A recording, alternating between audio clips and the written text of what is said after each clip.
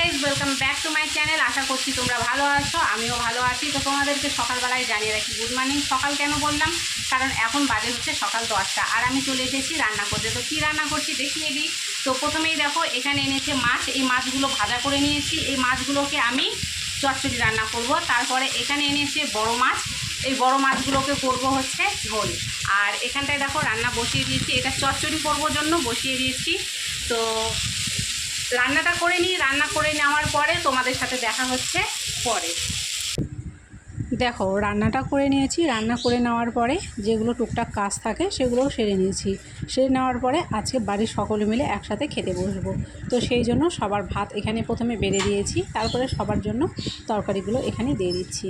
অনেক সময় কি হয়, যে যে যার যার মতো কাজে ব্যস্ত থাকে, বাচ্চারা হয়তো স্কুলে থাকে, একসঙ্গে খাওয়াটা হয়তো হয়ে ওঠে না। তো আজকে সকলে বাড়িতে আছে, তো সেই জন্য আজকের খাওয়াটা কিন্তু একসাথেই হবে। তারপরে দেখো খাওয়া দাওয়া সেরে নিলাম, সেরে নেওয়ার পরে বাসন মাজাও হয়ে গেছে। তারপরে ঘরে কিছু কাজ ছিল, জানোই তো বাচ্চা কাচ্চা থাকলে ঘর দুয়ার সবসময় একটু নোংরা হতেই থাকে। আর আমি এদিকে শাড়িগুলো রেখেছিলাম, শাড়িগুলো আমার ভাঁজ করা হয়নি, তো ভাবলাম প্রথমে শাড়িগুলোকে ভাঁজ করে নিই। আর ঘরটাকে না পরিষ্কার না রাখলে দেখবে মেয়ে মানুষদের মনে না শান্তি হয় না।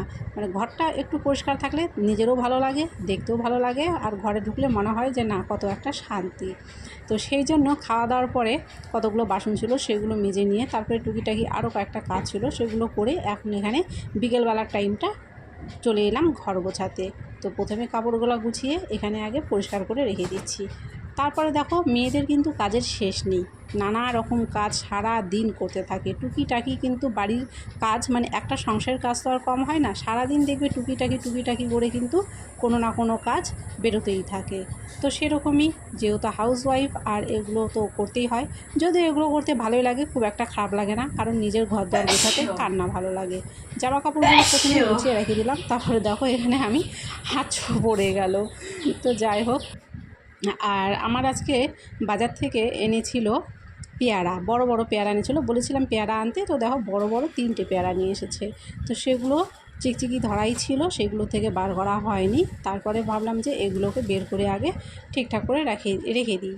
তো অনেক সময় হয়তো কাজ করতে করতে মানে রান্নাবান্নার টাইমটা অনেকটা কাজ থাকে, তখন হয়তো এগুলো আর করে হওয়াটা ওঠে না। তো সেই জন্য সেগুলো রেখে দিয়েছিলাম, সেগুলো এইখানে করে নিলাম। আর যেহেতু অনেকগুলো বাসন আগে থেকেই মেজে রেখেছিলাম, আরও কিছুটা বাসন আছে সেগুলো হয়তো পরে মাজবো।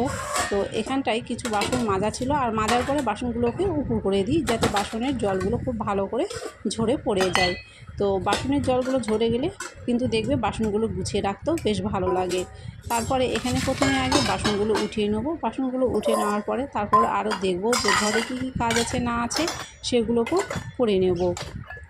আর গরম কিন্তু প্রচণ্ড পরিমাণে পড়েছে, মানে কয়েকদিন থেকে এতটাই পরিমাণ গরম যে মানে নাজেহাল অবস্থা। তো যাই হোক, গরম যতই পড়ুক বাড়ির কাজ তো করতেই হয়।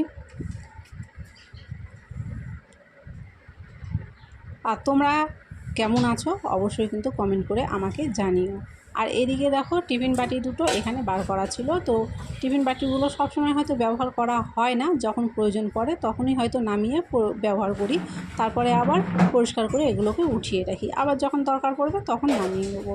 তো সেই জন্য ভাবলাম, আর আমি না জায়গার জিনিস জায়গাতে রাখতেই একটু বেশি পছন্দ করি, মানে যেখানকার জিনিস সেখানে থাকবে, এটা দেখতেও বেশ ভালো লাগে এবং দরকারের সময় দেখবে ঝট করে পাওয়া যায়।